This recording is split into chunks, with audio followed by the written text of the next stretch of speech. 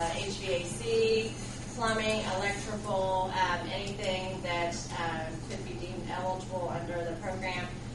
The way it works, they would have applied when we went in for the grant, and at this point, everybody who has submitted their information, we put them into a database that gets scored out based on factors as far as disability, age, income, most importantly.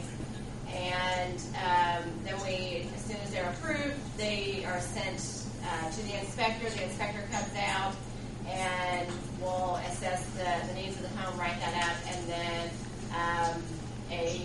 if necessary, a lead inspection is done, and then all the information is compiled and then sent to contractors to be bid on the program.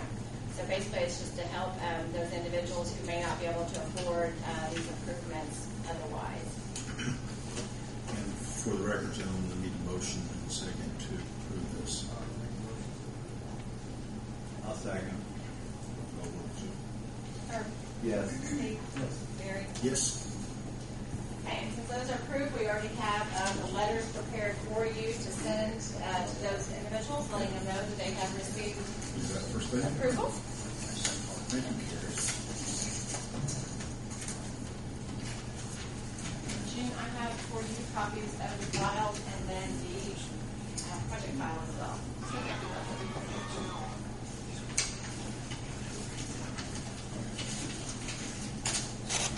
And I'll give you a copy of these approvals. Okay. Did you want to go ahead and sign those letters? I've got the envelopes to as well. We'll just make it easy on you.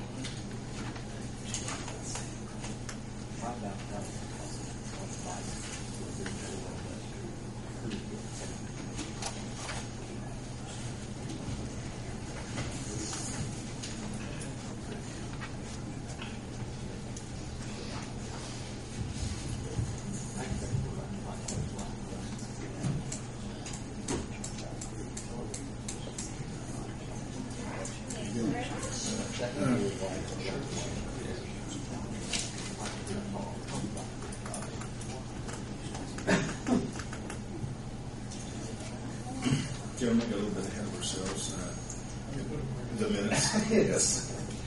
Have you had time to look at the two meeting minutes we had for May 4th and May 11th special meeting?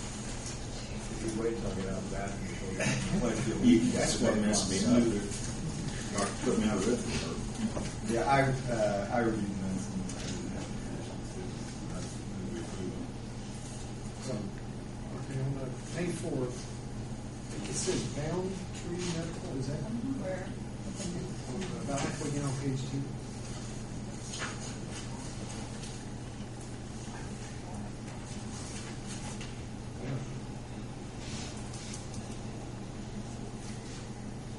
I took them off of page. Yeah, it was an internet. There's no additions or corrections to this. So, motion to approve them as they are. I've moved. Second. Go vote, Gene. Kurt? Yes. Steve? Barry? Yes. Next on the agenda is Pepper Cooper, insurance information update. I was going for both of them. Okay, I was just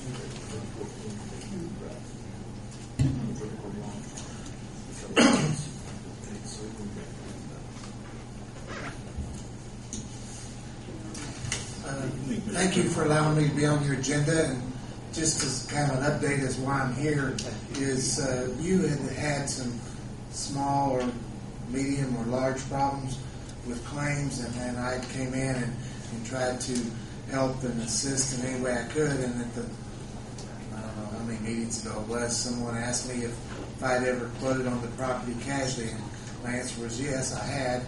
So I took that as maybe time to ask the mayor if I could quote on your property casualty.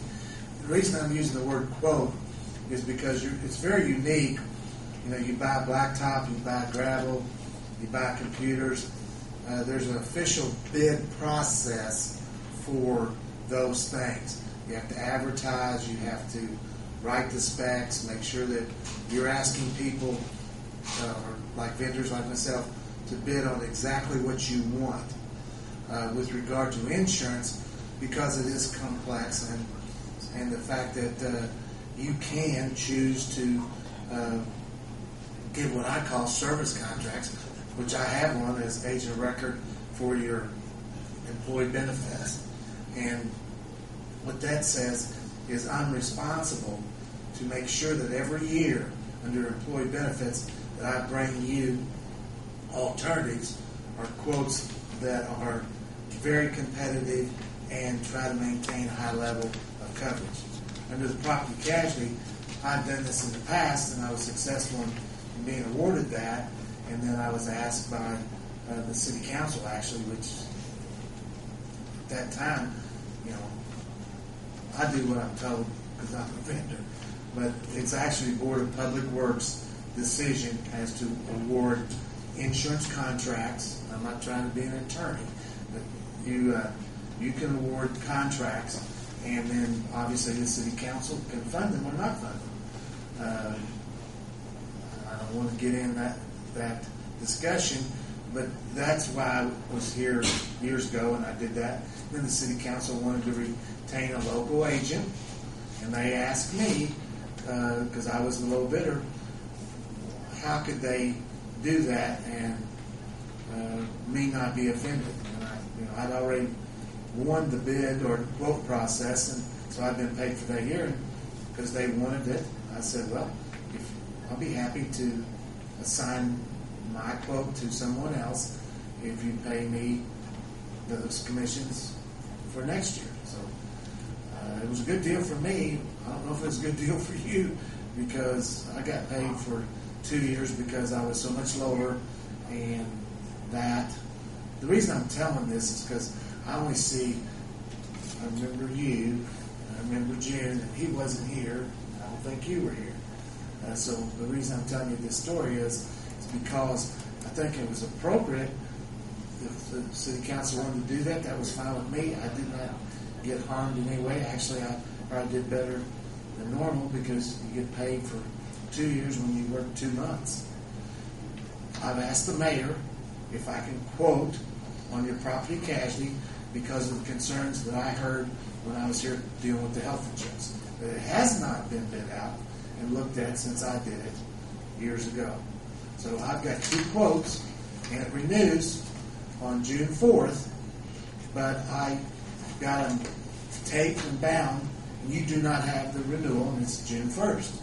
So I would like to ask the Board of Public Works, and I want the attorney to agree with me or disagree with me on this, but I'd like to ask that you take my quotes under advisement, unopened, because when you open them, they become public record, and then allow the Board of Public Works to have what I would call a study committee, and you probably could reconvene this meeting sometime before June 4th and open up your renewal, which your agent has to give you the renewal.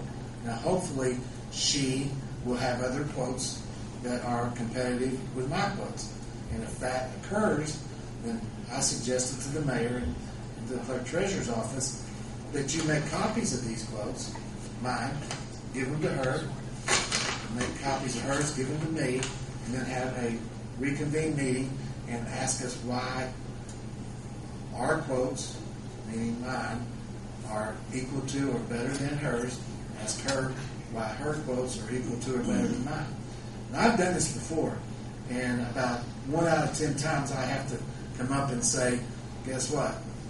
Those quotes are better than mine for these reasons, so I think you should take theirs. That's not a bad closing ratio. 9 out of 10 times I say mine are better than hers or whoever the incumbent is, and these are the reasons.